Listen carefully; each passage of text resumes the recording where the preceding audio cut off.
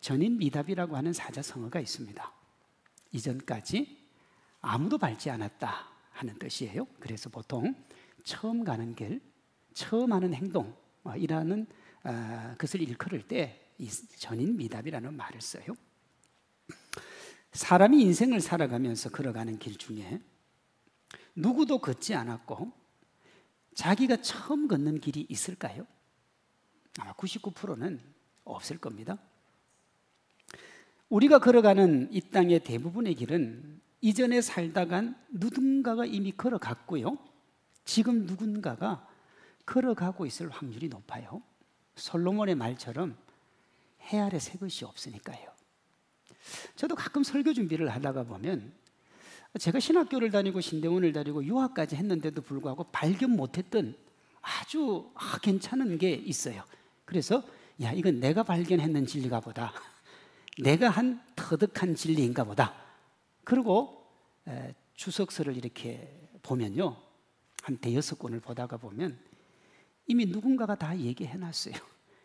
제가 처음 보는 게 아니고 누군가가 다 이미 이야기를 해뒀다고요. 이렇게 보면 여러분, 전인미답이라고 하는 사자성어는 오늘 우리 시대에는 맞지 않는 단어예요.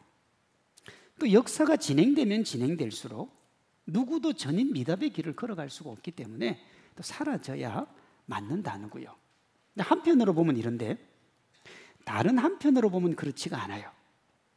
누군가가 지금 내가 걷고 있는 길, 살아갈 인생을 살아갔겠지만 지금 그 길을 걷고 있는 본인에게는 그 길이 처음 가는 길이기 때문에 전인미답이 맞는 거예요.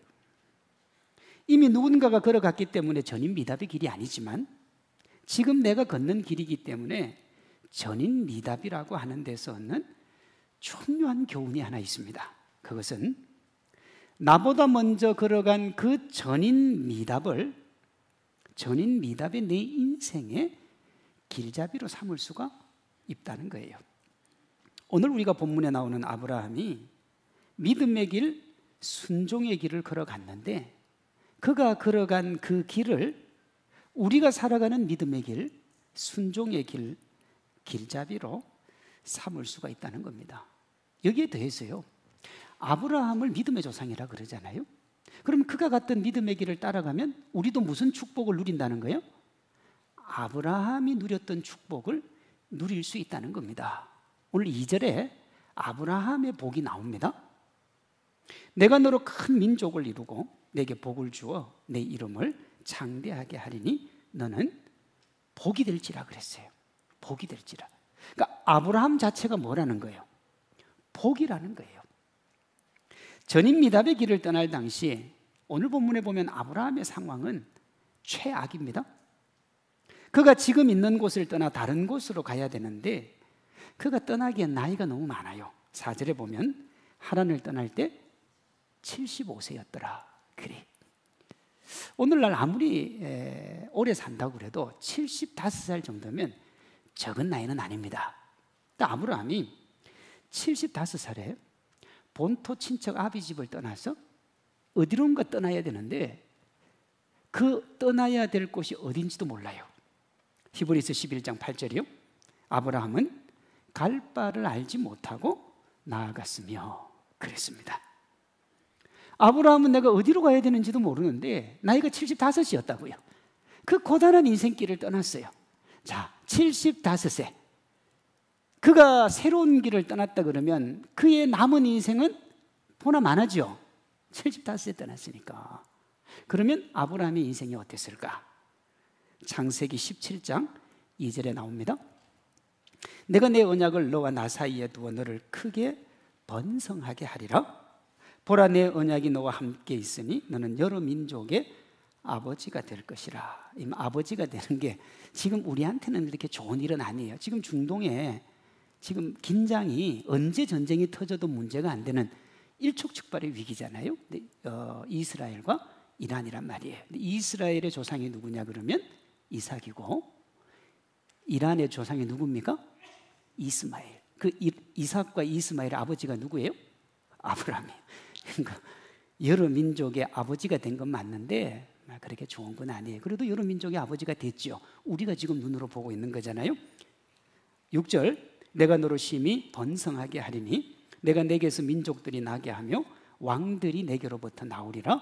내가 내 언약을 나와 너 및 내 대대 후손의 사이에 세워서 영원한 언약을 삼고 너와 내 후손의 하나님이 되리라 그랬다고요.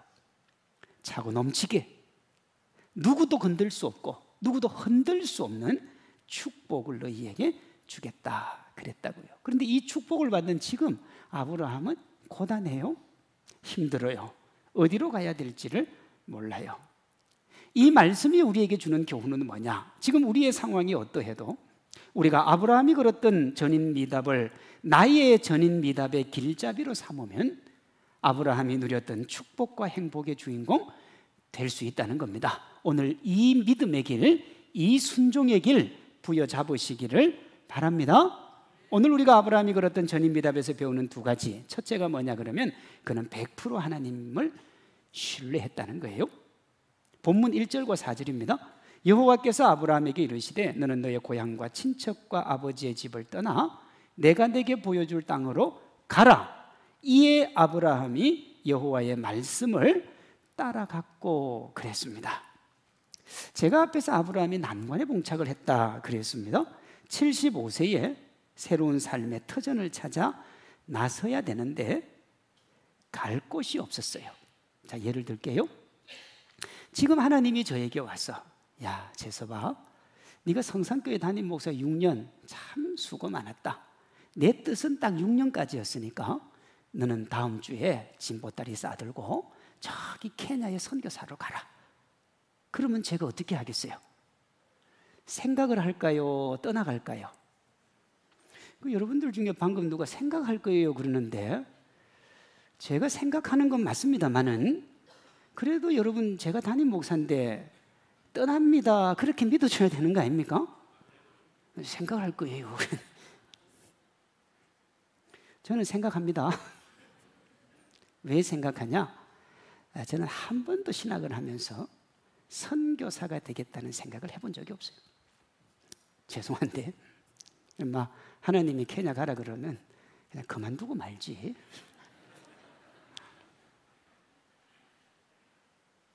그럼 목사님 불순종하는 거 아닙니까? 좀 그렇다 이 말입니다. 근데 4절에 이에 아브라함이 여호와의 말씀을 따라갔고 그랬어요. 정말 걸어서는 떠나기 어려운 길이고 나아가기 어려운 길인데 순종했다 이 말입니다. 그리고 하나님이 그렇게 순종한 아브라함을 축복해 주셨어요. 제가 방금 뭐라고 그랬느냐 그러면 절망과 아픔 가운데 있던 아브라함이 축복의 주인공이 된 것은 순종했기 때문이다. 그리고 그의 인생의 길잡이가 되어주신 누구를? 하나님을 전적으로 신뢰했기 때문이다 그랬습니다. 1절에 여호와께서 아브라함에게 이르시되 그래요. 하나님이 아브라함의 인생길을 인도하기 위해 찾아오신 거예요. 대단히 중요합니다 여러분. 여기 주어가 뭐냐면 여호와께서예요. 길잡이가 한계가 없으면 그 길잡이를 믿는 믿음만 가지고 있으면 우리 인생길이 행복해지는 겁니다. 그런데요, 만약에 이 길잡이가 문제가 있으면 길잡이를 너무 신뢰하면 안 돼요. 자, 예를 들어서요. 여호와께서 아브라함에게 그렇게 말씀했잖아요.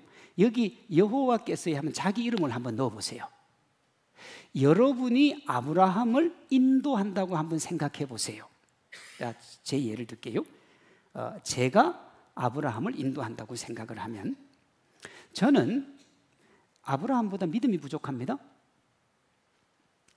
이때 아브라함의 나이가 75세고 제가 51이니까 인생의 연륜도 부족합니다. 인생의 경험도 부족합니다. 그러므로 여호와께서라는 자리에 제 이름이 들어가면 어떤 일도 일어나지 않습니다. 맞습니까? 예. 일단 아브라함이 저를 신뢰할 이유가 없습니다. 왜? 뭐 자기보다 경륜도 없고 믿음도 없고 경험도 없고 아무것도 없는데 아브라함이 저를 믿을 이유가 없죠. 그런데요, 주어가 하나님이 되면 말이 달라져요.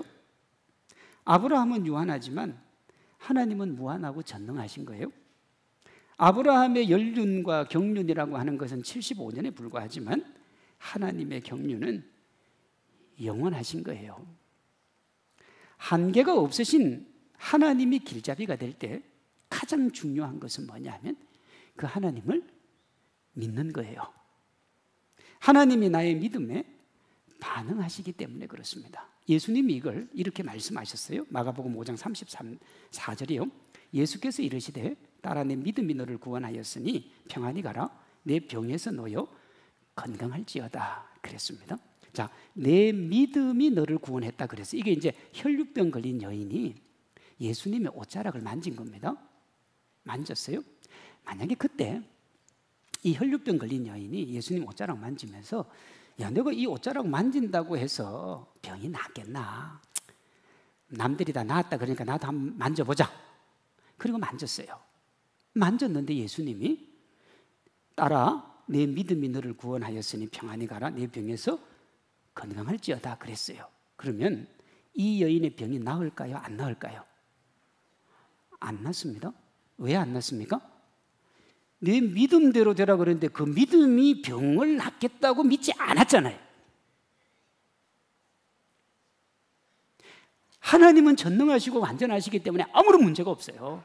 우리가 믿는 하나님 여전히 전능하시고 완전하신 줄로 믿습니다. 그럼 하나님에게는 아무런 문제가 없어요. 그러면 우리가 신앙생활하면서 문제가 생기면 결국 누구에게 문제가 있다는 거예요? 우리 믿음에 문제가 있는 겁니다. 예수님이 씨 뿌리는 비유를 말씀하실 때요, 4가지 밭이 나와요. 씨가 문제입니까? 밭이 문제입니까? 오늘은 말씀을 안 하시기로 작정을 하셨습니까? 밭이 문제입니다.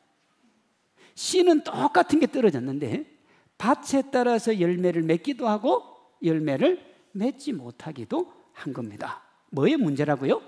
믿음의 문제예요. 우리가 문제라고요. 길잡이이신 하나님은 아무런 문제가 없어요. 그러니 여러분, 우리의 인생길 인도하시는 그 하나님 굳게 의지하고 바라보고 따라가시기를 바랍니다. 세계에서 가장 높은 산 에베레스트죠. 1953년 최초로 에베레스트 정상에 오른 사람이 뉴질랜드의 에드먼드 힐러리 경입니다. 역사는 그가 에베레스트 산을 올랐다 그렇게 기록을 하지만 그가 에베레스트 산에 오를 때 한 명이 더 올라갑니다. 그게 누구냐 그러면 텐징 노르가이라고 하는 사람이 같이 올라가요. 근데 왜 이 사람의 이름이 기록이 안 됐는가? 이 사람의 직업이 쉐르파예요.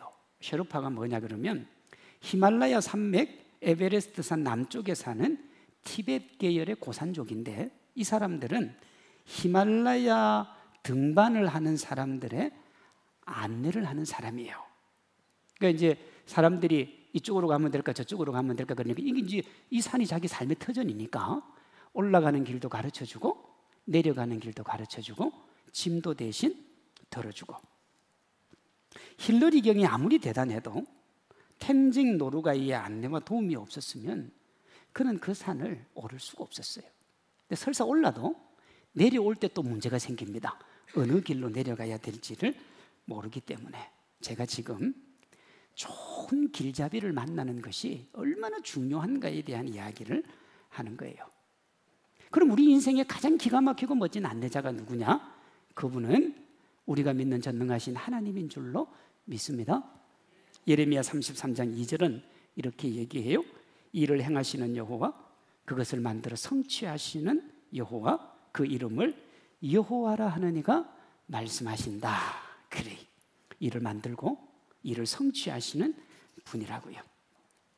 하나님이 우리에게 오셔서, 아니 아브라함에게 오셔서 이렇게 하라라고 말씀을 하세요. 자, 12장 2절입니다. 여호와께서 아브라함에게 이르시되 너는 너의 고향과 친척과 아비 집을 떠나 내가 내게 보여줄 땅으로 가라 그랬습니다. 앞에서도 얘기했지만 가기 쉽지 않지요. 내가 이루는 터전이 있고 내가 가지고 있는 터전이 있는데 어떻게 떠납니까? 이 떠나는 길, 이 새로운 길을 만들어갈 수 있는 동력이 뭐냐? 그것이 믿음이에요. 하나님이 다 생각하고 하나님이 다 계획하고 우리가 어떤 걸 계획하고 어떤 걸 준비해도 우리가 생각하고 계획한 것보다 훨씬 더 좋게 준비하고 생각하는 분이 우리 하나님인 줄로 믿습니다. 우리 인생길 우리가 더 잘 살고 싶고 더 멋지게 살고 싶고 아름답게 살고 싶고 복되게 살고 싶은 것보다 하나님께서 우리 인생 더 복되고 더 아름답고 더 멋지게 살게 해주고 싶은 줄로 믿습니다. 그러면 내 생각을 따라야 되겠어요? 주님을 따라가야 되겠어요? 아브라함이 주님 따라갑니다. 히브리서 11장 8절 믿음으로 아브라함은, 이어지는 19절에도 뭐라고 그러느냐면 믿음으로. 히브리 11장이 무슨 장이에요? 믿음장이에요. 믿음장이에요. 인생 최고의 길잡이가 누구라는 거예요? 하나님이라는 거예요. 그러니 너희가 그 하나님을 뭐 하라는 거예요? 믿으라는 거예요. 어떤 것도 모든 것 위에 뛰어나시는 하나님 어떻게 할 수 없고 그 하나님이 우리의 모든 문제 해결해 주실 줄로 믿습니다. 우리가 하나님을 100% 신뢰하고 바라보면, 하나님께 맡기면, 우리가 하나님께 손을 내밀면 그때부터 하나님이 우리 인생 책임져 주실 줄로 믿습니다. 이사야 43장 1절에요. 너는 두려워하지 말라. 내가 너를 구속하였고 지명하여 불렀나니 너는 내 것이라. 네가 물 가운데로 지날 때에 내가 너와 함께 하시고 강을 건널 때에 물이 너를 침몰하지 못할 것이며 내가 불 가운데로 지날 때에 불꽃이 너를 사르지도 못하게 해주겠다. 하나님이 우리 인생길 지켜주겠다는 겁니다. 이걸 가장 잘 보여주는 게 뭐냐? 마태복음 14장 28절이에요. 베드로가 대답하여 이르되 주여 만일 주님이시거든 나를 명하사 물 위로 오라 하소서 하니 오라 하시니 베드로가 배에서 내려 물 위로 걸어서 예수께로 갔다. 자, 이 상황을 한번 보십시오. 풍랑이 일어요. 우리 인생길하고 똑같습니다. 내가 인생길을 걸어가는데 내 인생에 풍랑이 몰려와요. 주님이 오셨어요. 주님인 것을 보고 베드로가 주님이시면 나로 하여금 믿음으로 살게 해 주십시오. 그 주님이 뭐라고 하시느냐? 그래, 걸어라. 베드로가 걸었어요? 안 걸었어요? 믿음으로 걸었어요. 믿음으로 걸으니까 물 위를 걸어가는 놀라운 일이 일어납니다. 그런데요, 베드로가 한참 걸어가다가 보니까 아차, 내가 지금 엉뚱한 짓을 하네? 물 위를 걸으면 안 되는데 그 순간 어떻게 돼요? 빠져들어가잖아요. 믿음으로 하니까 하나님이 그의 인생을 책임져 줬지만 믿음을 내려놓는 순간 그때부터는 누구 힘으로 살아야 돼요? 내 힘으로 살아야 돼요. 자, 다시요.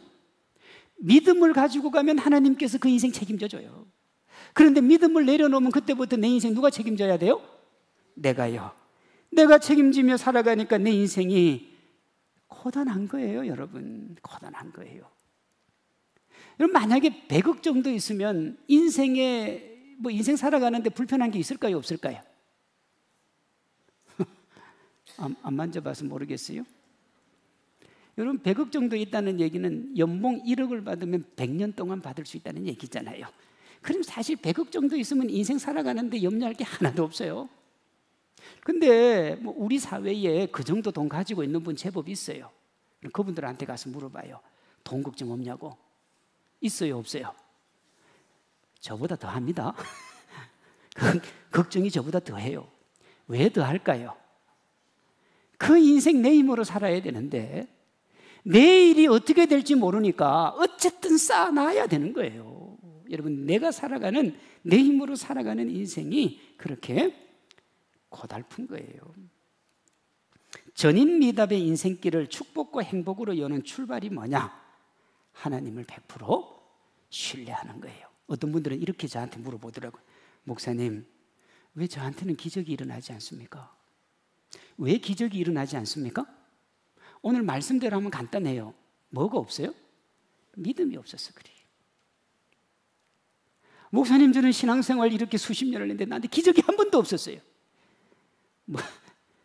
뭐가 부족해요? 믿음이. 제가 믿음 없다 소리는 안 해요. 믿음이 부족한 거예요. 믿음이요. 어떤 분은 하나님 보고 뭐라 그래요? 하나님 너무한 거 아니냐? 하나님 아무 문제 없다니까요? 베드로를 물리를 걷게 하시고 홍해바다 가르시고 요단강 가르신 하나님은 그때 능력이나 지금 능력이나 동일하신 줄로 믿습니다. 우리가 믿는 하나님이 그 하나님인 줄로 믿습니다. 그럼 문제가 뭐예요? 그 사람들은 되는데 우리는 왜 안 돼요? 우리 믿음의 문제가 있는 거예요. 주가 일하시네 하는 찬양이 있어요. 가사가 이렇게 돼요. 날이 저물 때 빈들에서 그럴 때 그때가 하나님의 때 하는 말씀. 자, 여기서 빈들에서 걷고 날이 저문다는 얘기가 뭐냐? 인생이 고단할 때요. 내 인생이 절망 가운데 있을 때 그때 누가 일할 때라고요? 하나님이 일하실 때예요. 또 가사입니다. 내 힘으로 안 될 때 그때 뭐라고 고백하라 그러냐 그러면 여호와 이레라고 고백하래요. 여호와 이레의 뜻은 하나님이 준비하셨다. 그리고 마지막에 이렇게 돼요. 신뢰하며 걷는 이에게 하나님이 도우신다. 이 신뢰가 뭡니까? 믿음이요. 내 인생이 날이 저무는 것 같이 절망에 빠졌을 때, 내 힘으로 안 될 때, 내 인생이 아무리 노력해도 빈손으로 걸어갈 때 그때 누구 의지하고 바라보라고요? 하나님 의지하고 하나님 바라보시라고요. 적지 않은 사람들이 불평합니다. 원망합니다. 내가 이렇게까지 하나님을 바라봤는데 하나님이 나한테 이럴 수 있냐 그래요. 하나님은 그것보다는 너희가 믿음을 다시 한번 새롭게 하고 하나님의 은혜 가운데 설 수 있는 계기를 마련하라 그래요. 하나님 100% 신뢰하고 하나님을 믿는 우리 믿음의 주인공들 다 되시기를 바랍니다. 아브라함의 전인 미답에서 배우는 다른 하나는 100% 하나님께 순종이에요. 근데 하나님을 100% 신뢰한다는 게 뭐냐? 마음을 주님 앞에 드리는 거고요. 100% 순종한다는 거는 그 드린 마음을 가지고 뭐 한다는 거예요? 믿음의 삶을 살아간다는 겁니다. 히브리서 11장 8절이요. 믿음으로 아브라함은 부르심을 받았을 때에 뭐 했다고요? 순종하여 장래의 유업으로 받을 땅에 나아갈새 갈 바를 알지 못하고 나아갔다 그랬어요. 알고 갔다고요? 모르고 갔다고요? 모르고요. 제가 앞에서도 얘기했습니다. 저는 믿음이 좀 부족해서 하나님이 야 여기 있으면 뭐가 있으니까 그거 보고 가라. 그러면 제가 좀 갈 수 있어도 전혀 모르겠는데 하나님이 가라 그러면 저는 주춤할 것 같아요. 그런데 아브라함은 주춤하지 않아요. 그래서 아브라함이 믿음의 조상이에요. 오늘 본문 4절을 보세요. 이에 아브라함이 하나님의 말씀을 따라갔고 그랬습니다. 따라갔다는 게 신앙을 행동으로 옮기는 순종입니다. 믿음이 삶으로 드러날 때 진짜 신앙이라는 겁니다. 이 삶으로 드러나는 신앙이 순종이에요. 제가 한번 이렇게 설명을 해볼게요. 행동이 얼마나 중요한가? 삶이 얼마나 중요한가? 그렇게 해야 되는 것을 그렇게 하고 있는 것으로 착각하는 사람들이 있습니다. 공부를 열심히 해야 한다는 것을 아는 것하고 공부를 열심히 하는 것은 여러분 하늘과 땅 차이예요. 자, 다시요. 공부를 열심히 해야 한다는 것을 아는 것과 공부를 열심히 하는 것은 하늘과 땅 차이라고요. 가끔 보면 여러분 주변에 이런 사람들이 있지 않습니까? 내가 공부 열심히 했으면 서울대 갔다. 내가 공부 열심히 했으면 하버드대 갔다. 그렇게 얘기하는 사람들 있어요. 자, 이렇게 얘기하는 사람은 서울대 갔습니까? 못 갔습니까? 하버드 갔어요? 못 갔어요? 못 갔어요. 여러분 공부를 좀 열심히 다 하셨겠죠? 저도 조금은 열심히 해봤어요. 진짜 잘하는 사람하고 못하는 사람 한 끗 차이입니다. 제가 미국에서 공부할 때 우리 목사님들이 앉아서 무슨 얘기했느냐? 엉덩이 얼마나 열심히 붙이고 오래 앉아 있느냐가 승패를 좌우한다. 놀러 다니고 애플 피킹, 딱 가을 되면 보스턴은 애플 피킹 열심히 사과 따러 가고 낚시하러 가면서 거기 낚싯대 들이워서 내가 공부했으면 니보다 잘했다. 절대 못 뛰어넘습니다. 목사가 성경대로 가르쳐야 한다는 것을 아는 것과 성경대로 가르치는 건 천지 차이입니다.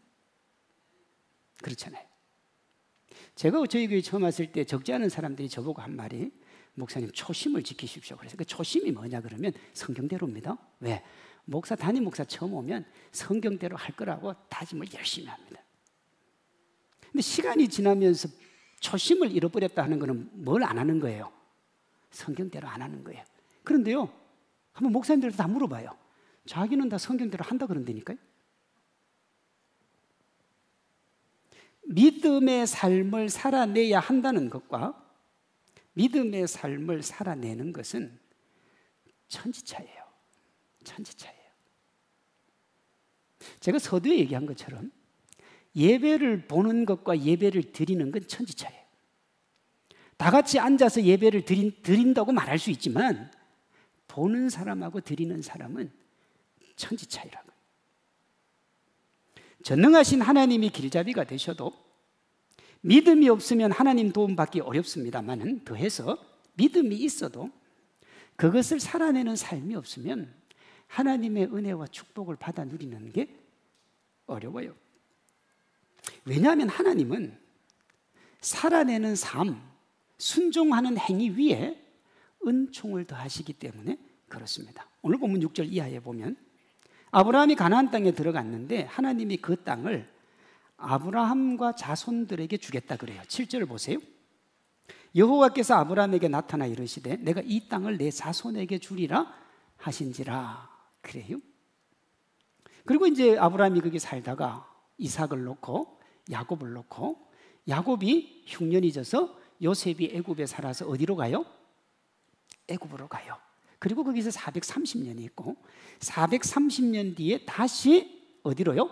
여기로 돌아옵니다. 왜? 자손들에게 주리라고 했기 때문에. 신명기 11장 11절에 보면 오늘 아브라함이 들어갔던 이 땅을 젖과 꿀이 흐르는 땅이다 그렇게 얘기해요. 자, 신명기 11장 11절입니다. 너희가 건너가서 차지할 땅은 산과 골짜기가 있어서 하늘에서 내리는 비를 흡수하는 땅이요. 자, 하늘에서 내리는 비를 흡수하는 땅을 무슨 땅이라 그래요? 그걸 천수답이라 그래요. 그 천수답이 뭐냐?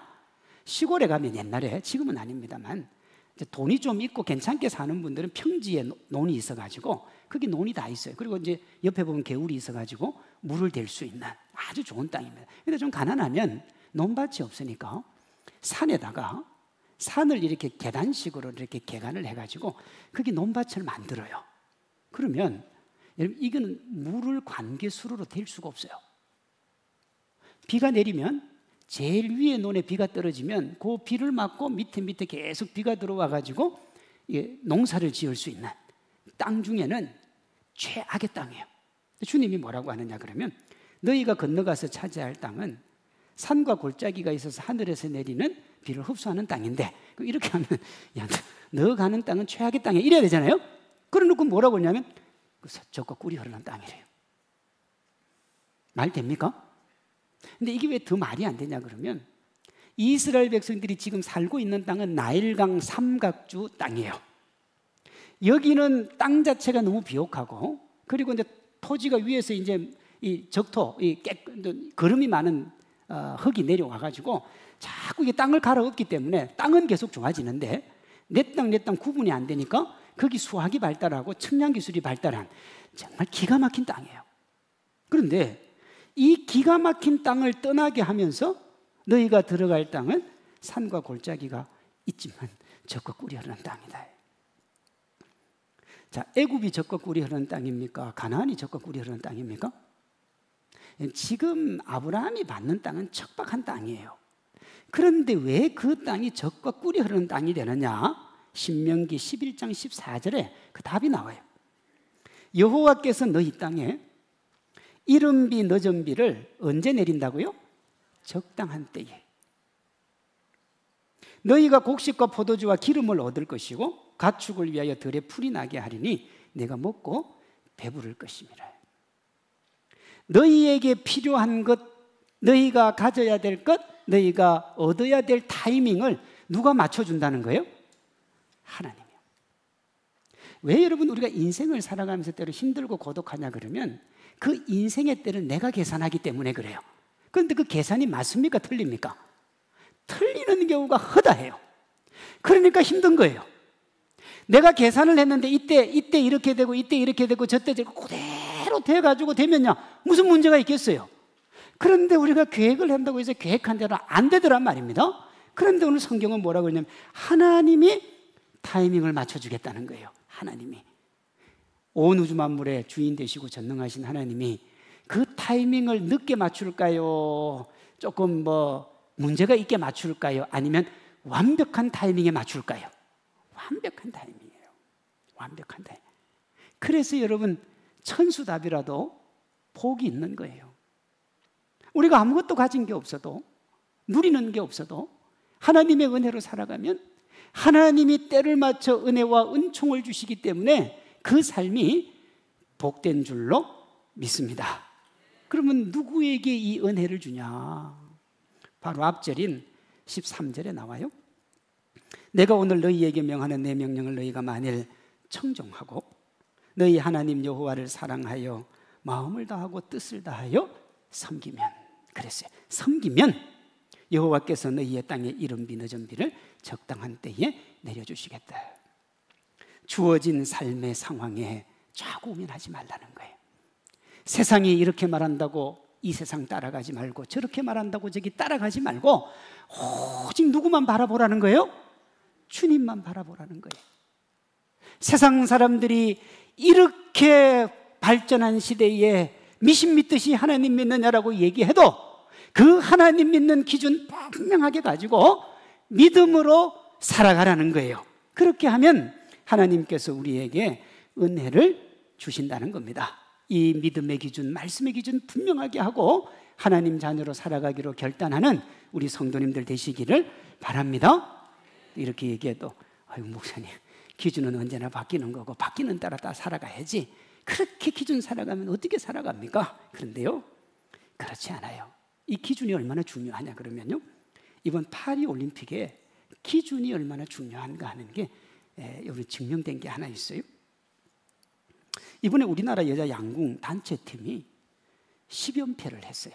그러니까 1988년부터 지금까지 36년 동안 10번의 올림픽에서 여자 양궁이 금메달을 딴 거예요. 이건 거의 불가능에 가깝습니다. 그리고 요즘은 양궁 실력이 거의 평준화가 돼가지고 보셨습니까? 거의 내가 10점 쏘면 저쪽도 10점 딱딱 쏘더라니까요. 어려워요. 근데 대부분의 언론이 야, 한국 여자 양궁은 어떻게 저렇게 10연패를 할 수 있었을까 하는 것에 대한 기사를 냈는데 거의 똑같아요. 원인 진단이 뭐냐 그러면 흔들리지 않는 기준을 가지고 있었다. 어떤 언론사의 기사 제목이 이렇습니다. 한국 양궁의 10연패 비결은 공정한 경쟁이다. 내용이 이래요. 101명의 선수가, 그러니까 101명도 이미 전국에서 제일 잘하는 선수들이죠. 101명의 선수가 1에서 3차까지 선발전을 거치는데 모두 계급장 떼고 실력으로만 승부한다는 거예요. 지금까지는 올림픽에 나가서 이제 메달을 따면 1차, 2차는 빼주고 3차, 그러니까 1차, 2차는 무조건 통과를 시켜주고 3차부터 경쟁을 했는데 이번에는 1차부터 계급장을 다 뗀 거예요. 코로나 1년 후에 개최되어서 3년 전에 있었던 도쿄올림픽에 여자 3관왕을 한 선수가 있습니다. 단체, 혼성, 개인 3관왕을 했어요. 근데 이번에 이 선수도 떨어졌어요. 그리고 이제 대표팀 선수를 3명을 다 뽑았는데 3명 다 올림픽 경험이 전무한 거예요. 한 번도 나가본 적이. 그래서 여러분 양궁협회에서 걱정을 했다잖아요. 아무리 실력이 좋아도 큰 대회에 나가면 떨잖아요. 실력보다 더 중요한 게 뭡니까? 배짱이 두둑해야 되는데 3명이 다 초보라. 이 흔들리면 어떻게 하나 걱정을 했다는 거예요. 그런데 여러분 그 걱정이 이면에는 내보낼 사람이 얼마나 많습니까? 10연패를 했으니까 금메달 딴 사람만 9명 있는 거예요. 그 중에 3명 골라 나가도 동메달은 딸 수 있는데 아마 그런 걱정 안 했겠어요? 근데도 보냈어요. 근데 여러분 이번에 전무후무한 일이 일어났잖아요. 양궁의 금메달이 5개인데 5개를 우리나라가 다 땄어요.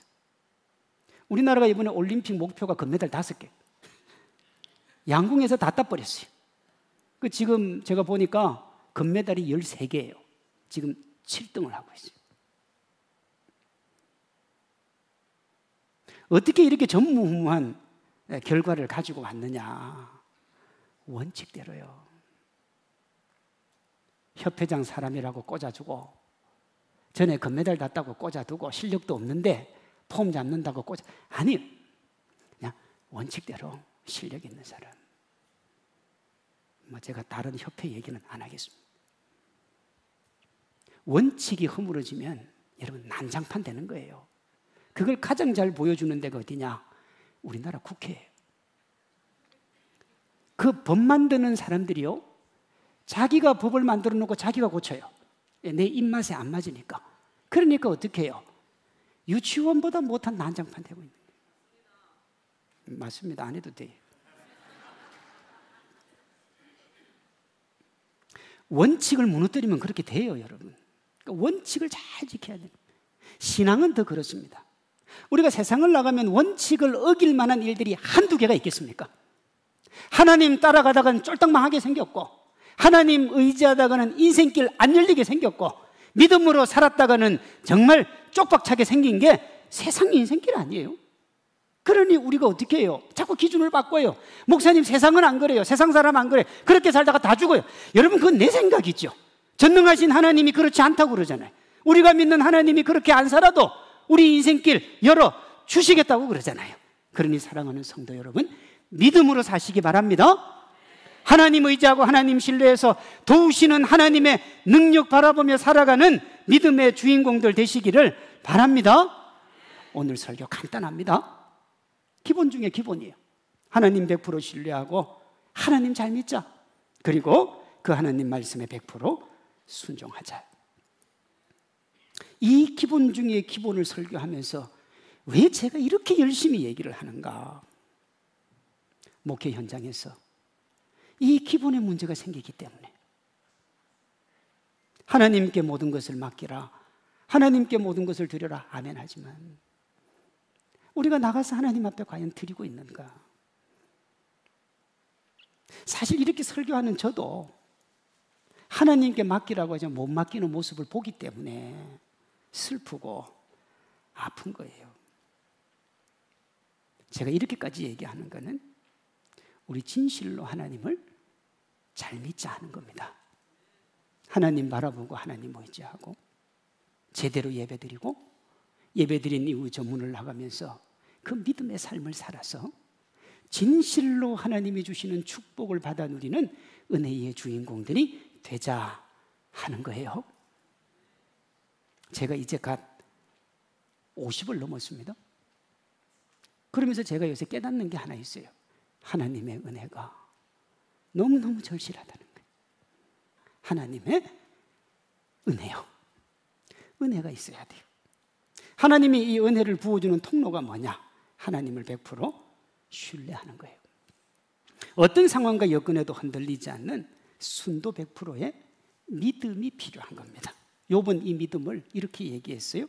내가 앞으로 가도 그가 아니 계시고 뒤로 가도 보이지 아니하며 그가 왼편에서 일하시나 내가 만날 수 없고 그가 오른쪽으로 돌이키시나 배울 수 없구나. 그가 인생이 고단했어요. 그가 인생이 아팠어요. 앞으로 가도 뒤로 가도 좌로 봐도 내 인생길이 열리지 않는 거예요. 아무리 노력해도 아무리 힘을 쏟아도 안 되는 거예요. 그런데 그 다음 말이 기가 막히잖아요. 그러나 내가 가는 길을 그가 아시나니 그가 나를 단련하신 후에는 내가 숭은같이 나오리라. 앞이 보이지 않아도 미래가 보이지 않아도 한 걸음도 나아갈 수 없는 칠흑 같은 어둠이 내 앞에 있어도 하나님은 여전히 일하고 계시니 내가 하나님을 바라보고 믿음의 길을 내디디면 하나님께서 내 믿음을 단련하신 후에 내가 순금같이 나와서 하나님의 은혜와 축복의 주인공이 될 것을 믿었다는 거예요. 결국 여러분 그 믿음이 욥을 살렸고요. 그 믿음으로 욥은 하나님의 은혜와 기쁨을 얻었던 겁니다. 하나님께 100% 순종이 하나님이 주시는 은혜를 내 것으로 만드는 거예요. 여호수아 1장 8절입니다. 이 율법책을 내 입에서 떠나지 말게 하며 주야로 그것을 묵상하여 그 안에 기록된 대로 다 지켜 행하라. 그리하면 내 길이 평탄하게 될 것이라 내가 형통하리라 그랬어요. 여러분, 여호수아의 인생에 평탄은 없어요. 왜 없냐? 모세도 감당하지 못했던 사람들이에요. 모든 것을 다 알고 정말 탁월한, 모세도 감당이 안 됐는데 모세의 몸종에 불과했던 여호수아의 인생은 이제 그 지도자를 맡는 순간 평탄은 없어요. 형통도 없어요. 그러니 여러분, 여호수아가 얼마나 고민을 했겠어요. 내가 이 백성을 어떻게 할까? 내가 가나안 땅에 어떻게 들어갈까? 이 백성과 함께 어떻게 살까? 내게는 고단한 인생길밖에 없다. 그때 주님이 오셨어요. 네 거 아니고, 네 백성 아니고, 네가 가야 될 길 아니고, 내 백성이고 내가 보낼 길이니까 너는 내가 시키는 대로만 하라.